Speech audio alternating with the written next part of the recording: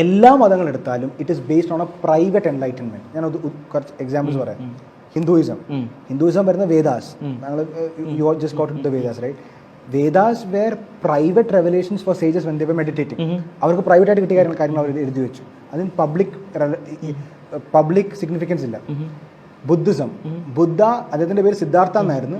അദ്ദേഹം സ്വയം ബുദ്ധ എന്ന് വിളിച്ചു. Buddha means the enlightened one. അദ്ദേഹം സ്വയം ഒരു പ്രൈവറ്റ് ആയിട്ട് അദ്ദേഹത്തിന് എൻലൈറ്റൻമെന്റ് കിട്ടിയെന്ന് പറഞ്ഞു. അദ്ദേഹത്തിന്റെ ഫോളോവേഴ്സിനെ ശേഖരിച്ചു. And that how Buddhism began. Islam, Muhammad claim that a private angelic encounter അദ്ദേഹത്തിന് ഉണ്ടായി. അതിന്റെ ബേസിസിലാണ് അദ്ദേഹം ഇസ്ലാം സ്റ്റാർട്ട് ചെയ്യുന്നത്. Christianity, one man comes out in the public, publicly says he is God, publicly അദ്ദേഹത്തെ 6 തവണ ട്രൈ ചെയ്യുന്നു. പബ്ലിക്ലി ഒരു മലയുടെ മുകളിൽ പബ്ലിക്ലി പൂർണ്ണ നഗ്നനായി. നമ്മൾ വരയ്ക്കുന്ന ചിത്രത്തിലൊക്കെ കർത്താവിന്റെ നഗ്നത അല്പം മറച്ചാണ് ഫോർ മേ ബി റെഫറൻസ് വരയ്ക്കുന്നത്. പക്ഷേ റോമക്കാർ പൂർണ്ണ നഗ്നരായിട്ട് തന്നെയാണ് ഇത് ക്രൂശിക്കുന്നത്. പൂർണ്ണ നഗ്നനായി പബ്ലിക്ലി അവനെ ക്രൂശിച്ചു. അവിടം കൊണ്ട് തീർന്നായിരുന്നെങ്കിൽ അവിടം കൊണ്ട് തീർന്നേനെ.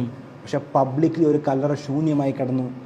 Third day and these disciples said it out in the public that നിങ്ങൾ ക്രൂശിച്ച men of Israel, hear these word, ഇസ്രായേലിലെ പുരുഷന്മാരെ, നിങ്ങൾ ക്രൂശിച്ച നസ്രനായ യേശു, അവനെ 3-ാം നാൾ God raised him from the dead, മരണത്തിന് അവനെ പിടിച്ചു വെക്കുവാൻ അസാധ്യമായിരുന്നു.